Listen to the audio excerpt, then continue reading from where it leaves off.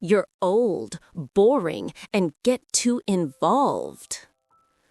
I heard that phrase on an ordinary Tuesday, without any warning, from the mouth of my 17-year-old granddaughter. The same one I saw born, that I fed with crumpled apple spoons, that I fell asleep in my lap so many times that I lost count. Emily Ann Collins, my little girl. The room was quiet, except for the TV turned on low volume. She was looking at her cell phone, and I, as always, wanted to know who he spoke with, where he went, what time he came back. Not out of suspicion, but because it has always been so. I have always been this kind of grandmother, attentive, present, and, yes, maybe a little controlling. It was when she turned sharply on the couch and shot, "You are old, boring, and get too involved." The words came as a slap in the face, and not a light slap. They came angry, with contempt, with that poison that only those we really love can release. I stood there, sitting, with my soul still and my heart screaming. My name is Lily Collins.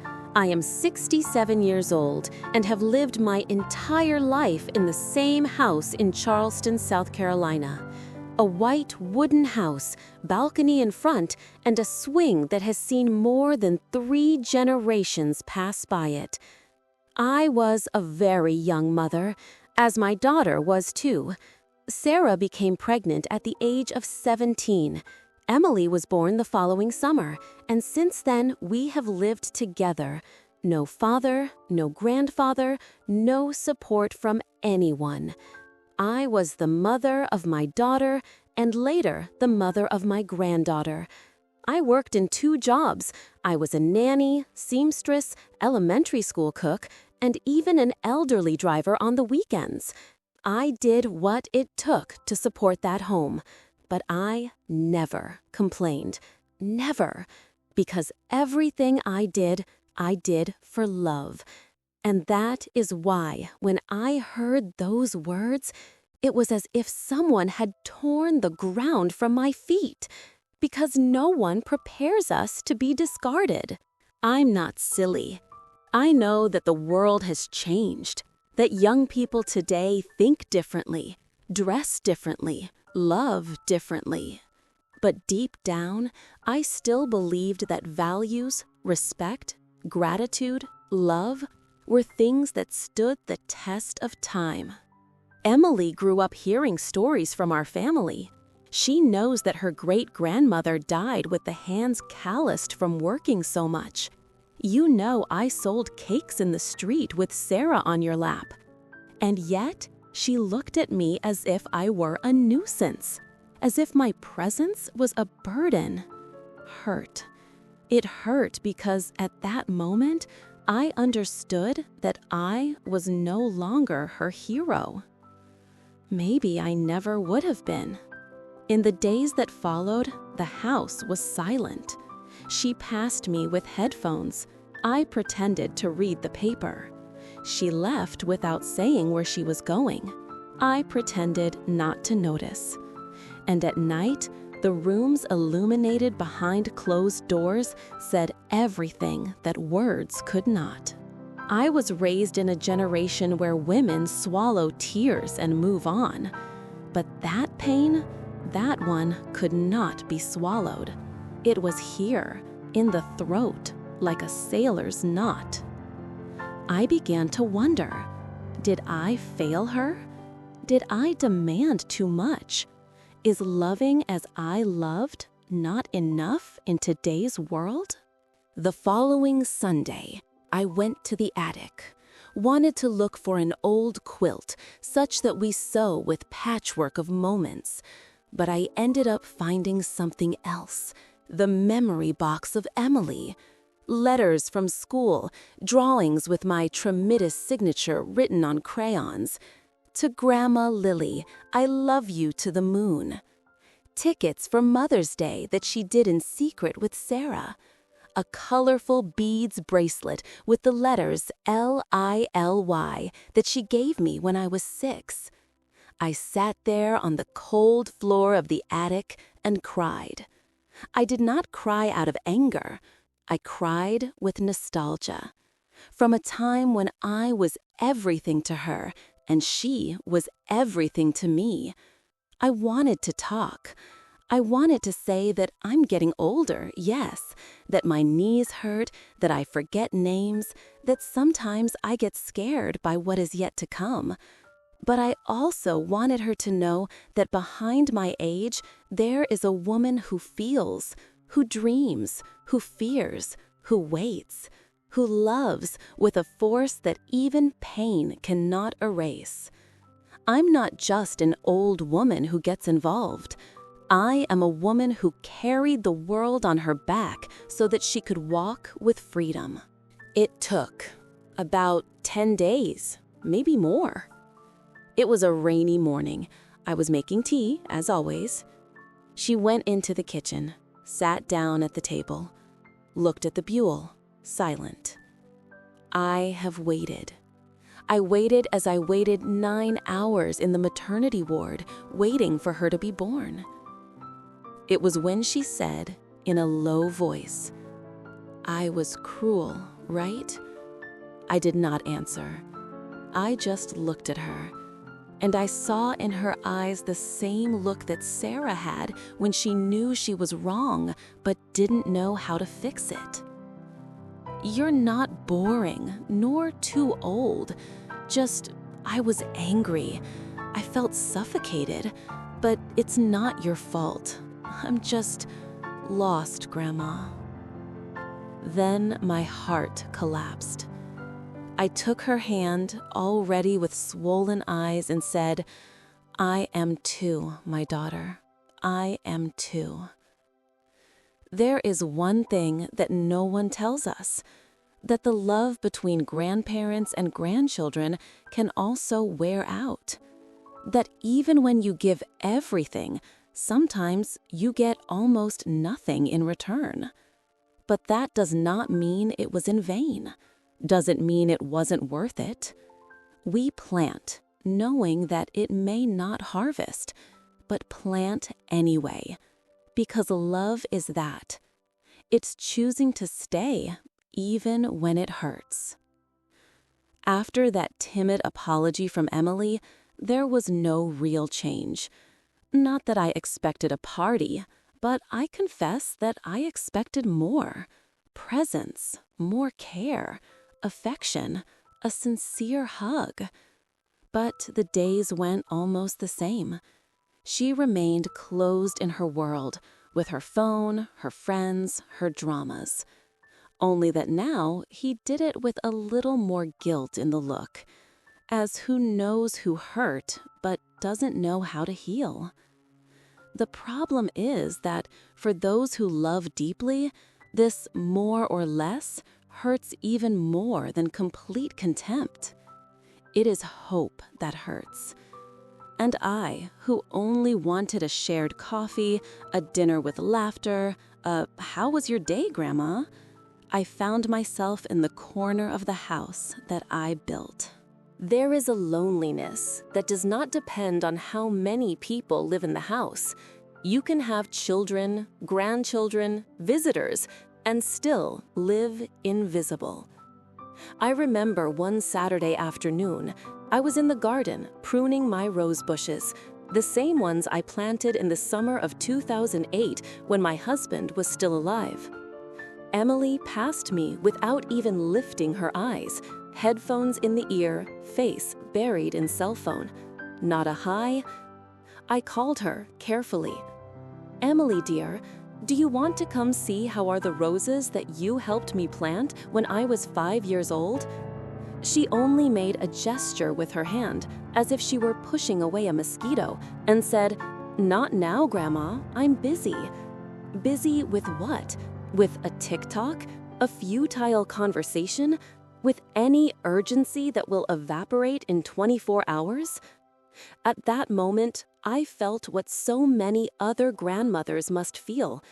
The time we give to our grandchildren never comes back, but the time they deny us also never recovers. I started to get up later, cooking only the basics. I stopped preparing her favorite meals, not for revenge, but for exhaustion. It's hard to keep offering warmth when all you get is coldness. My friends told me, "Lily, don't worry. Young people are like that. It's just a phase. Soon she'll understand." But what, while this phase does not pass? How many of us are not lost waiting for someone to notice our absence, even if we remain physically present? It was on a rainy Tuesday that I received the visit of my neighbor, Mrs. Jackson. He is 74 years old and also raised his grandchildren after his son got involved with drugs and his daughter-in-law disappeared into the world.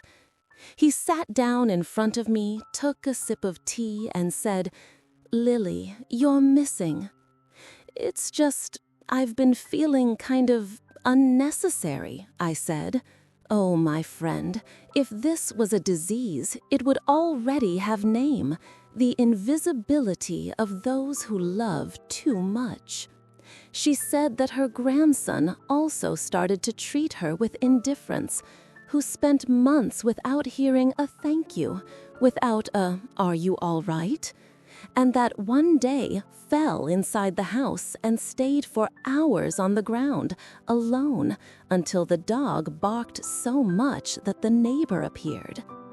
She finished the story with watery eyes. "We just want to be noticed, right, Lily? We just want someone to see that we're still here and that it still matters what we feel." The following week was my birthday. Emily didn't remember. Sarah neither. No message, no note, no simple "Congratulations, Grandma." I spent all day sitting on the porch watching the cars go by. No one stopped, nor the postman. The roses were in bloom, the kettle was fluttering. The radio played an old song I used to dance with my husband. But everything seemed distant. It was there that I understood. It is not only the body that ages, it is the soul, too, when it ceases to be remembered. I started thinking, what if I left home? What if I just disappeared? Will they be notarized? Would they mind? For a few days, I thought about visiting my sister in Georgia, staying there indefinitely, leave the key on the table and go. But something stopped me. Perhaps love still insists on believing. Maybe the certainty that home was the last place where I was still me. It was a morning when I woke up in pain. Nothing very serious, just the body warning that it has lived longer than it could. I stood up slowly, sat down at the table, and fell into tears. Alone, no strength to hide. Emily appeared, coming from the kitchen. He stopped. He looked at me. "For the first time in months, you saw me." "Is Grandma?" I did not answer. She approached, knelt beside me, and took my hand. "Are you crying?" I took a deep breath and let out what I never had the courage. "Oh, 'cause I'm still here, Emily, but it seems like only I remember that." That day, she heard, stood there in silence, just listening. And I said everything. "You don't have to give me anything, Emily.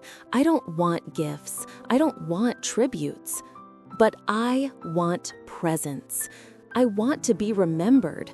I want to know that even after all I've done, I'm still someone in your life." She cried, apologized again, but this time from the bottom. Not as who repeats for obligation, but as who understands, finally, the size of the abyss that dug with neglect.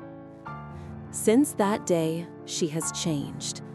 Did not become an angel, this is illusion, but he started eating lunch with me, sitting on the couch, asking how I slept. He started cooking with me on Sundays, learned how to make my tomato sauce. And now, every time you come into the house, take off your headphones and say, "Hi, Grandma, I'm here." And that's it. Already worth everything. Today's grandchildren have grown up thinking that the world revolves around them. They live running, connected to the whole world, but disconnected from who matters most. They forgot that grandparents are living memory. They are love without expiration. They are people who have fallen, already lost, already cried, but still standing for love. And all we ask is affection. It is attention. It is the recognition that we still exist.